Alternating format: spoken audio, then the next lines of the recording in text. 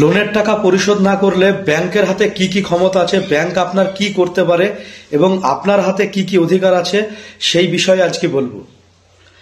Loan হচ্ছে দুই প্রকার, একটা হচ্ছে আনসিকিওর, একটা হচ্ছে সিকিওর। সিকিওর মানে হচ্ছে ব্যাংক যখন কোনো কিছু মর্গেজ নিয়ে কাউকে লোন দেয় সেটা হচ্ছে সিকিওর লোন। আনসিকিওর মানে হচ্ছে যখন ব্যাংক কোনো কিছু না নিয়েই কাউকে লোন দেয় সেটা হচ্ছে আনসিকিওর লোন। তো সিকিওর লোনের ক্ষেত্রে ব্যাংক যেটা করতে পারে, প্রথমে যখন 90 দিন কোনো টাকা ব্যাংকের কাছে সুদ আসল কিছুই যাবে না, ব্যাংক তখন সেটাকে এনপিএ ঘোষণা করে। এনপিএ মানে হচ্ছে নন পারফর্মিং অ্যাসেট, মানে ব্যাংক ধরে নেয় এখান থেকে আমার আর কোনো আয় হবে না, তখন ব্যাংক এনপিএ ঘোষণা করে। এনপিএ ঘোষণা করার পরে সারফেসি অ্যাক্ট অনুযায়ী নোটিশ পাঠায় ঋণ গ্রহীতার কাছে, যেটাকে বলা হয় ডিমান্ড নোটিশ। ডিমান্ড নোটিশ পাঠানোর পর 60 দিন সময় থাকে ঋণ গ্রহীতার কাছে। এই 60 দিনের মধ্যে ঋণ গ্রহীতা ব্যাংকের সাথে সেটেলমেন্ট করে টাকা দিয়ে দিতে পারে। তারপরে যদি টাকা না দেয় তাহলে ব্যাংক কি করবে, ব্যাংক তার সম্পত্তি মানে দখলে নিয়ে নেবে এবং ব্যাংক সেই সম্পত্তি নিলাম করে দিবে।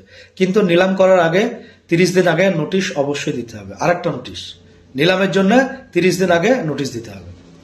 তখনও কিন্তু ঋণ গ্রহীতা চাইলে ডিআরটিতে গিয়ে আপনার কমপ্লেন করতে পারে এবং বলতে পারে যে ব্যাংক তার নিয়মকানুন না মেনে এটা করেছে, এটার উপরে স্টে লাগানো হোক। এটা ঋণ গ্রহীতার কাছে রাইট আছে। এইবার আসুন আনসিকিওর লোন।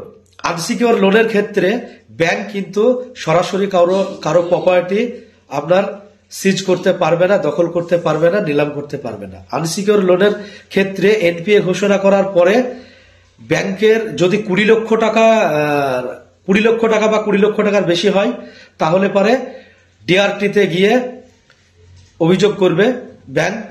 ডিআরটির মাধ্যমে মামলাটা দ্রুত নিষ্পত্তি হবে এবং ঋণ গ্রহীতার মানে যে কোনো সম্পত্তি বা অ্যাকাউন্ট সিজ করে সেই টাকা আদায় করতে পারে।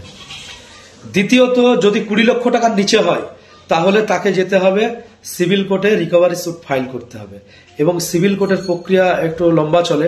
তো সেই ক্ষেত্রে ঋণ গ্রহীতার কাছে অনেক সময় থাকে। সুতরাং ব্যাংকের হাতে এতগুলো ক্ষমতা আছে, ব্যাংক এই ক্ষমতা প্রয়োগ করতে পারে, ব্যাংক আইনি ব্যবস্থা নিতে পারে।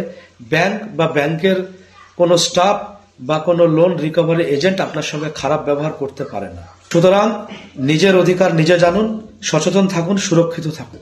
ধন্যবাদ।